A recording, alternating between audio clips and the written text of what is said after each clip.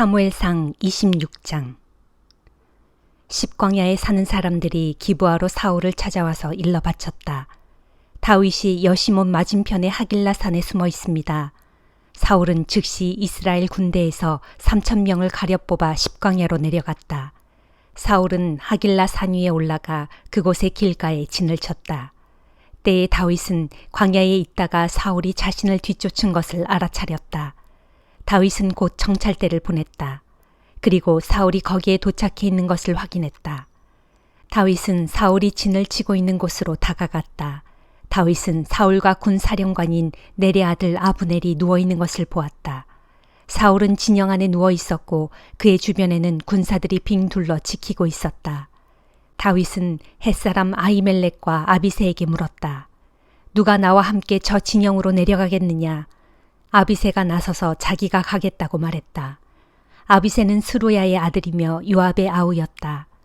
날이 어두워지자 다윗과 아비새는 사울의 진영으로 몰래 들어갔다. 사울은 자기 창을 머리맡에 땅바닥에 꽂아놓은 채 잠들어 있었다. 아비날과 군사들은 사울 주변에 누워 깊이 잠들어 있었다. 아비새가 다윗에게 속삭였다. 하나님께서 오늘 원수를 당신의 손에 넘겨주셨습니다. 제가 창으로 사울을 찔러 땅바닥에 박아놓겠습니다. 두 번 찌를 필요조차 없을 것입니다. 그러나 다윗이 아비새에게 말했다. 그를 죽이지 말아라. 그는 주께서 기름 부어 세우신 왕이 아니냐.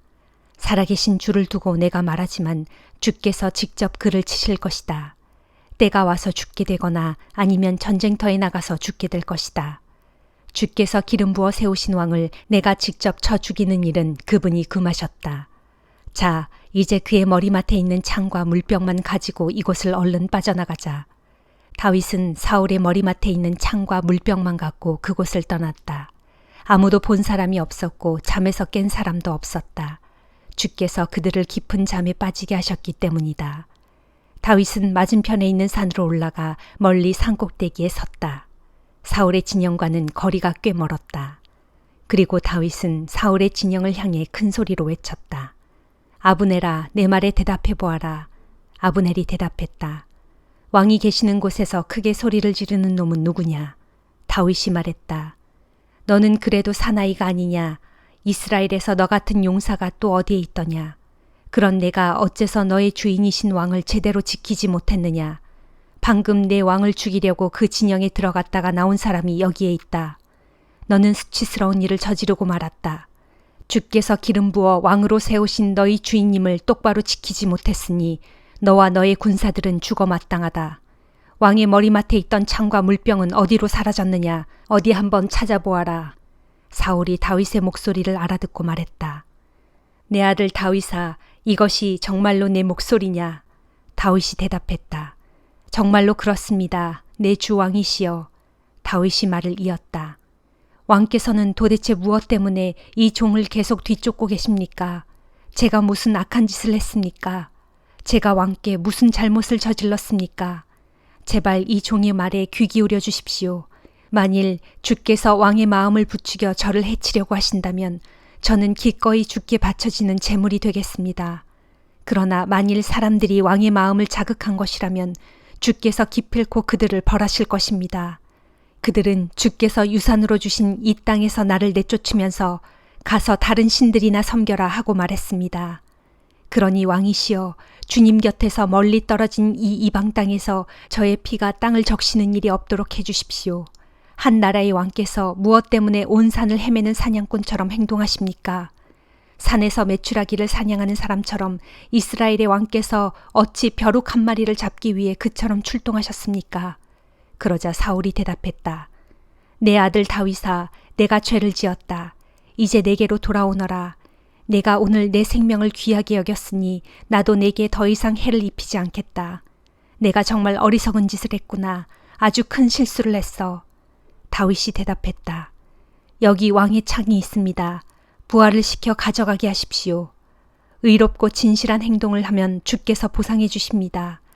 주께서는 오늘 왕을 제 손에 넘겨주셨지만 저는 주께서 기름 부어 세우신 왕께 손끝 하나 대지 않았습니다. 오늘 왕의 생명을 아껴준 것 같이 주님께서도 저의 생명을 아껴주시고 어떠한 어려움 속에서도 저를 지켜주실 것입니다. 사울이 말했다. 내 아들 다윗아, 내게 복이 내릴 것이다. 너는 장차 큰 일을 행할 것이고 반드시 승리하는 삶을 살 것이다. 그런 후에 다윗은 자신의 길을 갔고 사울도 자신의 왕궁으로 돌아갔다. 고린도전서 7장. 이제 여러분이 편지에 써보낸 질문에 대해 말하겠습니다.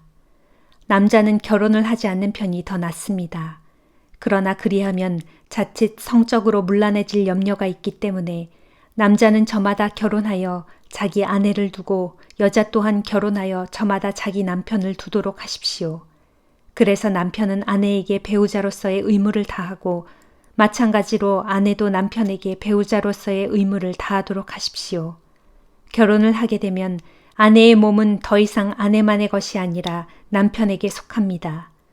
마찬가지로 남편의 몸 또한 더 이상 남편의 것만이 아니라 아내에게 속합니다. 그러므로 결혼한 부부는 서로의 몸을 멀리해서는 안 됩니다.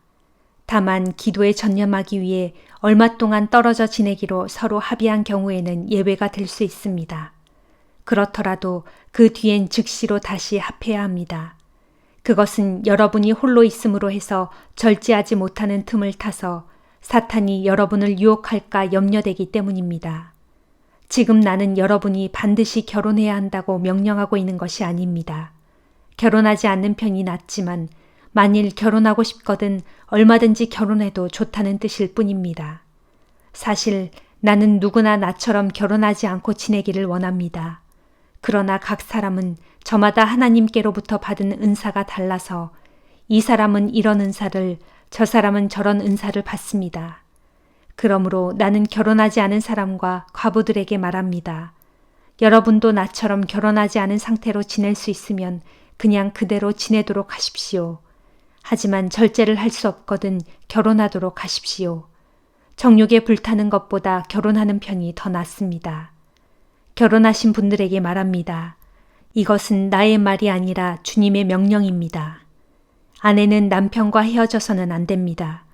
그러나 만일 남편과 헤어졌다면 재혼하지 말고 그대로 혼자 지내든지 아니면 남편과 화해하고 다시 남편에게 돌아가도록 하십시오.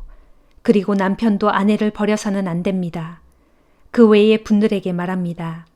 이것은 주님이 하신 말씀이 아니라 나의 권면입니다. 만일 어떤 형제가 믿지 않는 아내와 살고 있는데 그 아내가 남편과 계속 함께 살기를 원한다면 그녀와 헤어져서는 안 됩니다. 또 어떤 자매가 믿지 않는 남편과 살고 있는데 그 남편이 아내와 계속 함께 살기를 원한다면 남편과 헤어져서는 안 됩니다. 그것은 믿지 않는 남편이 자기의 믿는 아내를 통해 거룩하게 되었고 또한 믿지 않는 아내가 자기의 믿는 남편을 통해 거룩하게 되었기 때문입니다. 그렇지 않다면 여러분의 자녀는 부정하게 되겠지만 그것이 아닙니다. 이제 그들은 거룩합니다. 그러나 만일 믿지 않는 배우자가 헤어지기를 원한다면 그렇게 해도 됩니다. 믿는 형제나 믿는 자매가 그런 일에 얽매일 필요는 없습니다. 하나님께서는 자신의 자녀들이 평화롭게 살아가기를 원하십니다. 하지만 신중하십시오. 믿는 아내들이여, 당신이 당신의 남편을 이끌어 구원하게 될지 어떻게 알겠습니까? 믿는 남편들이여, 당신이 당신의 아내를 이끌어 구원하게 될지 어떻게 알겠습니까? 하지만 각 사람은 주께서 나눠주신 은사대로 자기 분수에 따라 또한 하나님께서 부르신 대로 자기 처지에 따라 알맞게 살아가야 합니다. 이것이 모든 교회를 위해 내가 세운 원칙입니다. 주님께 부르심을 받기 전에 이미 유대교의 할례를 받은 사람은 그 일로 염려할 필요가 없습니다. 또한 할례를 받지 않은 사람은 이제 와서 새삼 할례를 받을 필요가 없습니다. 할례를 받았느냐 혹은 할례를 받지 않았느냐 하는 것은 아무런 문제가 되지 않습니다. 정작 중요한 것은 하나님의 계명을 지키는 것입니다. 여러분은 각자 하나님께 부르심을 받았을 때의 그 처지에 따라 그대로 살아가십시오. 여러분이 종으로 있었을 때에 부르심을 받았습니까? 그것 때문에 마음 쓰지 마십시오. 그러나 혹 자유인이 될 기회가 있거든 주저하지 말고 힘써 자유인이 되십시오. 비록 종의 신분일지라도 주님 안에서 부르심을 받았다면 그 사람은 주님께 속한 자유인입니다. 마찬가지로 자유인으로서 주님의 부르심을 받았다면 그 사람은 그리스도의 종인 것입니다. 여러분 모두는 하나님께서 값을 치르고 사신 고귀한 몸이므로 부디 세상 사람의 종이 되지 마십시오. 형제들이여, 이처럼 여러분은 하나님께 부르심을 받았던 그 처지에 그대로 머물러 있으면서 하나님께 책임을 다하도록 하십시오. 이제 결혼하지 않은 처녀들에 대해서 말하겠습니다. 여기에 대해 주께서 내게 특별히 말씀하신 바는 없습니다. 그러나 주께서 주신 자비에 힘입어 믿을 만한 사람으로 평판이 나 있으니 내 생각을 여러분께 말씀드리고자 합니다. 앞으로 조만간 닥치게 될 큰 재난 때문에 나는 처녀들이 결혼하지 않은 현재의 상태로 지내는 것이 좋다고 생각합니다. 결혼하여 아내가 있는 사람은 아내와 헤어지려고 하지 마십시오. 만일 결혼을 하지 않는 상태라면 굳이 아내를 맞으려고 애쓰지 마십시오. 하지만 결혼을 한다고 해서 죄가 되는 것은 아닙니다. 마찬가지로 처녀가 결혼을 한다고 해도 죄가 되는 것은 아닙니다. 하지만 결혼한 사람들은 살아갈 걱정이 많게 마련이고 그런 이유에서 가급적이면 결혼을 하지 않는 것이 좋다고 나는 내 의견을 제시하고 있는 것입니다. 형제들이여, 내가 말하고 싶은 요지는 이것입니다. 주께서 다시 오실 때가 얼마 남지 않았으니 이제부터 아내가 있는 사람도 아내가 없는 사람처럼 살아가고 슬픔에 잠겨 있는 사람은 슬프지 않은 사람처럼 살아가며 행복에 겨운 사람은 행복하지 않은 사람처럼 살아가고 물건을 사들인 사람은 그 물건이 없는 사람처럼 살아가며 세상 것들을 사용하는 사람은 그것들을 다 사용하지 못하는 사람처럼 살아가도록 하십시오. 지금 우리가 눈으로 보는 이 세상 모습은 곧 지나가 버릴 것이기 때문입니다. 나는 여러분이 걱정하지 말고 살아가기를 바랍니다. 결혼하지 않은 남자는 어떻게 하면 주님을 기쁘시게 할 것인가 하면서 오로지 주님의 일을 걱정하며 살 수 있습니다. 하지만 결혼한 남자는 세상 일에 얽매이게 되고 또 어떻게 하면 자기 아내를 기쁘게 할 것인가 하면서 그쪽에 마음을 쓰게 됩니다. 따라서 그 사람의 마음은 나누어지게 마련입니다. 결혼하지 않은 여자는 몸과 마음을 주님께 오롯이 바치면서 주님의 일을 걱정하며 살 수 있습니다. 하지만 결혼한 여자는 세상 일에 얽매이고 또 어떻게 하면 남편을 기쁘게 할 것인가 하면서 그쪽에 마음을 쓰게 됩니다. 지금 내가 이런 말을 하는 것은 여러분의 유익을 위해서일 뿐 여러분을 제한하려는 것이 결코 아닙니다. 나는 여러분이 여기저기에 마음을 빼앗기지 않고 오직 주님을 섬기는 일에 온 마음을 전적으로 쏟을 수 있도록 도와드리고 싶습니다. 그렇지만 만일 누가 자기의 처녀딸을 시집 보내는 것이 온당하다고 생각한다면 더구나 그 처녀딸이 홍기를 놓쳐서 마땅히 얼른 시집을 보내야겠다고 생각한다면 원하는 대로 그렇게 하십시오. 그것이 죄가 되는 일이 아니므로 얼마든지 결혼을 시켜도 됩니다. 그러나 꼭 결혼시킬 부득이한 이유가 없고 또 자기 딸을 자기 뜻대로 할 권리가 있어서 자신의 자유로운 결정으로 마음을 굳히고 자기의 처녀딸을 시집 보내지 않고 그대로 두기로 했다면 그것은 잘하는 일입니다. 그러므로 자기의 처녀딸을 시집 보내는 사람도 잘하는 것이지만 시집 보내지 않는 사람은 더욱 잘하는 것입니다. 아내는 남편이 살아있는 동안에는 어디까지나 남편에게 매인 몸입니다. 하지만 남편이 죽으면 그 매임에서 풀려나므로 다시 결혼을 해도 좋습니다. 그러나 반드시 주께 속한 사람과 결혼해야 합니다. 그러나 내 생각으로는 가능하다면 재혼하지 않고 그냥 지내는 편이 더 행복할 것 같습니다. 나 또한 하나님의 영을 받은 사람이므로 제 말이 그르지는 않을 것입니다. 에스겔 5장. 너 사람아, 너는 날카로운 칼을 한 자루 준비하여라. 그런 뒤 너는 그 칼을 면도칼 삼아 내 머리카락과 수염을 깎아라. 그리고 그것을 저울에 달아서 똑같이 셋으로 나누어라. 내가 예루살렘 도성을 포위하고 있는 날수가 다 차면 그 털 가운데 3분의 1은 성읍 한가운데서 불살라버리고 3분의 1은 성읍의 사방 둘레를 돌면서 내 칼로 내려치고 나머지 3분의 1은 바람에 날려 산산이 흩어버려라. 그러면 내가 칼을 빼들고 그 뒤를 뒤쫓아가겠다. 그러나 너는 그 털 중에서 약간을 남겨서 내 옷자락에 싸매어 두었다가 그 중에서 또 얼마를 꺼내어 불 속에 던져 태워라. 거기에서 나온 불이 이스라엘 족속 전체로 번져갈 것이다. 주께서 내게 다시 말씀하셨다. 예루살렘은 이러하니 곧 내가 예루살렘을 여러 이방 민족들의 중앙에 세워 다른 문 나라들로 둘러싸이게 했다. 그러나 그 성읍은 나의 규례를 어겨 주변의 여러 이방 민족들보다 더 많은 악을 저질렀다. 자기를 둘러싸고 있는 사방의 다른 문 나라들보다 더욱 내 율법을 지키지 않았다. 정말로 그 성읍은 내 규례를 저버리고 내 율법을 따르지 않았다. 그러므로 나 주가 말한다. 정녕 너희가 제멋대로 소란스럽게 행동하여 너희를 둘러싸고 있는 주변의 여러 민족들보다도 더욱 내 율법과 규례를 지키지 않았다. 심지어 너희를 둘러싸고 있는 주변의 여러 이웃 민족들이 지키는 올바른 규례조차도 따라 행하지 않았다. 그러므로 나 주가 말한다. 예루살렘아, 이제 내가 내 손으로 직접 너희를 칠 것이다. 너희를 치되 너희를 둘러싸고 있는 모든 이방 민족들이 보는 앞에서 너희 가운데 벌을 내리겠다. 너희가 자행한 온갖 더럽고 역겨운 일들로 인해 내가 너희에게 벌을 내리되 너희가 이제껏 한 번도 경험한 적이 없고 앞으로도 영영 경험하지 못할 아주 무서운 벌을 내리겠다. 그러므로 내가 벌을 내리는 그날에 너희 가운데 아버지가 자기 아들을 잡아먹고 아들이 자기 아버지를 잡아먹는 끔찍하고도 무서운 일이 일어날 것이다. 그렇다. 내가 그런 지독한 벌을 너희에게 내릴 것인즉 설령 너희 가운데 살아남은 자들이 있다 해도 내가 그들을 온 세상 사방으로 뿔뿔이 흩어버릴 것이다. 그러므로 나 주가 말하고 내가 나의 살아있음을 두고 맹세한다. 너희가 각종 보기 싫은 우상들과 온갖 혐오스러운 행위들로 내 성소를 심히 더럽혀 놓았으니 나도 더 이상 너희를 아껴 소중히 다루거나 너희를 불쌍히 여겨 자비를 베풀지 아니하고 너희를 심히 약하게 하고 아주 망하게 할 것이다. 그리하여 너희 백성들 가운데 3분의 1은 전염병으로 죽거나 굶주림으로 쓰러져 죽을 것이고 3분의 1은 성읍 밖 사방에서 칼에 찔려 죽을 것이며 나머지도 3분의 1은 내가 온 세상 가운데 산산이 흩어버린 뒤 또 내가 칼을 빼들고 거기까지 뒤따라가서 그들을 죽일 것이다.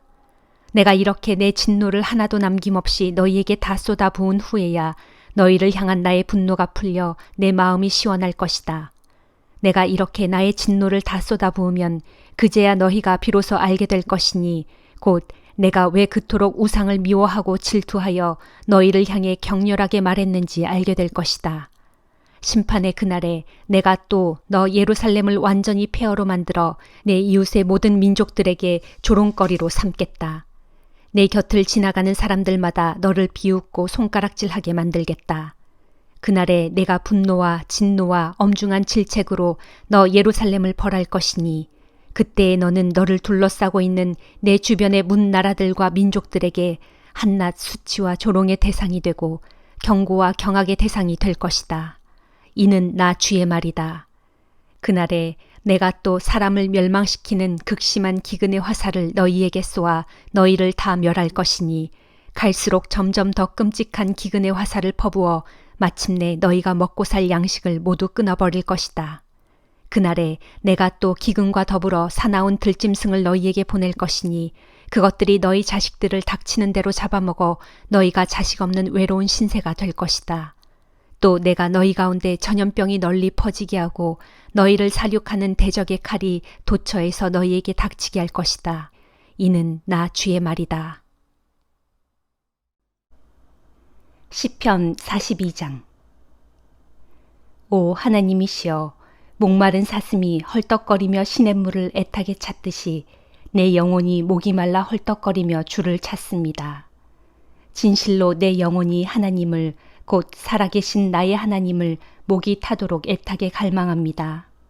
언제 내가 주 앞에 나아가 내 하나님의 얼굴을 배울 수 있겠습니까? 사람들은 하루 종일 나를 보고 내 하나님이 어디 있단 말이냐 하고 조롱하니 밤낮으로 흘리는 내 눈물이 나의 양식이 되었습니다. 이전에 내가 사람들을 이끌고 하나님의 집으로 들어가던 날 다같이 기쁨의 환호성을 크게 지르며 주께 감사하던 그 시절을 생각하면 내 가슴이 미어집니다. 오 나의 영혼아, 어찌 그리 풀이 죽어 낙심하느냐? 어찌 그리 불안해하며 괴로워하느냐?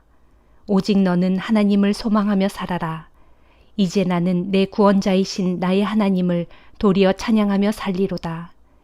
오 나의 하나님이시여, 내 영혼이 내 속에서 낙심함으로 이제 내가 요단 땅과 헤르몬 산과 미살 산에서 주를 바라보고 주를 기억할 것입니다. 주께서 쏟아 부으시는 큰 폭포 소리에 깊은 바다가 깊은 바다를 부르고 주께서 일으키시는 큰 파도 물결이 나를 휩쓸고 지나갑니다. 그러나 낮에는 주께서 내게 한결같은 사랑을 베푸시니 밤에는 내가 소리 높여 주를 찬송하고 내 생명의 하나님께 기도할 것입니다. 내가 나의 든든한 반석이신 하나님께 호소합니다. 주여, 어찌하여 나를 잊으셨습니까? 어찌하여 저 원수들의 압제 속에 내가 이토록 고통을 당해야 합니까? 저 원수들이 나를 보고 온종일 빈정대며 말하기를 내가 섬긴다는 내 하나님이 어디 있단 말이냐 하니 저들의 비웃음에 내 뼈마디가 쑤시고 아픕니다. 오 나의 영혼아, 어찌 그리 풀이 죽어 낙심하느냐? 어찌 그리 불안해하며 괴로워하느냐? 오직 너는 하나님을 소망하며 살아라. 이제 나는 내 구원자이신 나의 하나님을 도리어 찬양하며 살리로다. 시편 43장. 오 하나님이시여, 나를 판단하셔서 나의 무죄를 선언하소서. 그리하여 저 불의한 사람들에게 나를 변호해 주시고 저 거짓을 일삼는 악한 자들에게서 이 몸을 건져주소서. 나의 힘이요 나의 요새이신 하나님, 어찌하여 나를 외면하십니까? 어찌하여 내가 저토록 잔인하게 짓누르는 원수들에게 고통을 겪고 있어야 합니까? 오 주여, 주의 빛과 주의 진리를 내게 보내주셔서 나를 올바로 인도하게 하소서. 그리하여 주의 거룩한 산으로 주님 계시는 그곳으로 나를 이끌어가게 하소서. 그리하면 내가 하나님의 제단으로 기꺼이 나아가렵니다. 나의 가장 큰 기쁨이신 하나님께로 즐거이 나아가렵니다. 오 하나님, 나의 하나님이시여, 그때 내가 수금을 뜯으며 목청껏 주를 찬양하렵니다.